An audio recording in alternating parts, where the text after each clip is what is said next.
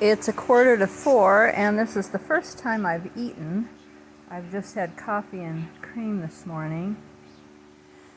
So I noticed that when I sew, which I'm sewing right now, I'm all about sewing all of a sudden just because of wanting to make a chicken pillow.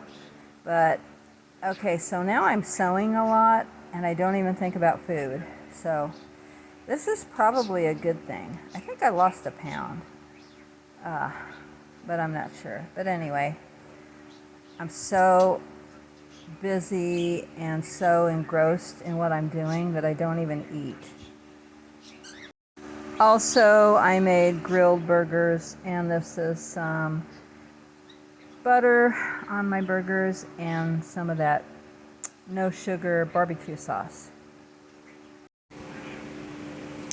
This is what I've been working on today, and it's a skirt for the cockatiel's cage. And all I did was measure the circumference of the cage and added, I think, maybe 10 or 12 inches to that to provide for a 1-inch seam. And then extra to make it gathered, unless you don't want it to be gathered, but I think it looks nicer when it's gathered. So I've got this side done here pretty much, and then this side here I've still got to make the seam that is open enough to let the elastic go through it.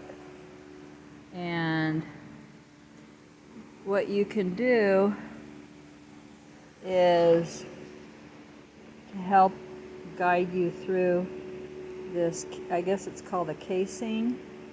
You can just attach a bobby pin to the elastic and you can feed it in and just work your way through that casing until you come out the other end, and then you can sew the two ends together. So I will show you when I get closer to done. So what I'm doing is I'm doing the same thing to each long side of this.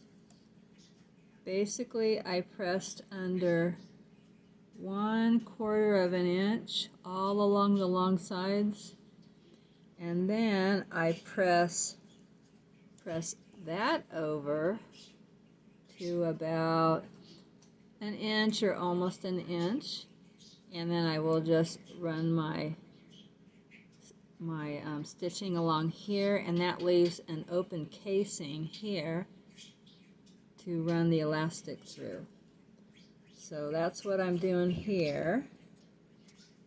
I don't know if you can see it, but I'm doing the rest of this one side here.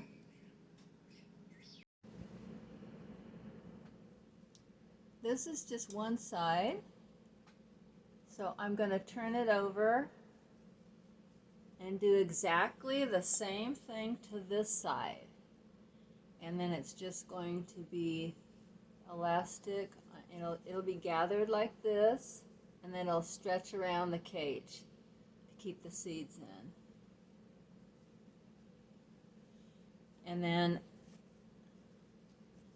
I have knotted the ends until I'm done with the other side. This is going to help keep it from getting, from going too far back into here as I stretch it, so that if you have safety pins, you can put a safety pin on it. I only have one safety pin. So I still haven't found my sewing supplies. So anyway, I'm going to do the other side. So I just stitched kind of like a box around here with about, I think it's about 3/4 of an inch or an inch overlap. And then I stitched up and down this way once or twice. So now I'll do the same thing here. I will stitch that, and then I'll figure out how to bring these ends together, because I'm flying by the seat of my pants right now. Oh, okay, so being careful to keep the elastic out of the way, I went ahead and sewed the ends together here. So now, once I stretch this elastic into the rest of this, I will go ahead, maybe by hand, or maybe my machine. I'll see how easy it is, and then it's pretty much done. And now that I'm thinking about it, I could have sewn this end ahead of time and just left an opening, and then threaded the elastic all the way around and come out here. But like I said, this was not a pattern. This is something I thought up, kind of copying the one that I got from the pet store. So, but next time if I make another one, then now I know how to make it easier. So either way, it turned out the same in the end. I will just sew up this opening now. I'm pretty satisfied with it. It's not perfect, but I have not been sewing since the 1990s, so this is my first project.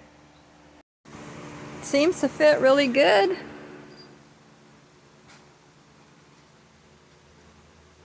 Anyway, it'll be good as long as the elastic holds up, but I got it at Joann's Fabrics.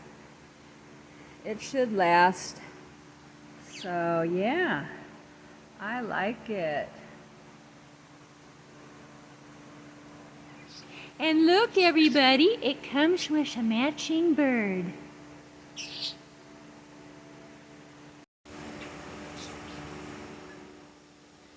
I really like my new seed catcher, and especially because it comes with a matching bird. I know how cuckoo I sound when I talk like that, but that's how I really talk to my animals. My mom would hear me and she'd say, people would think you got a screw loose.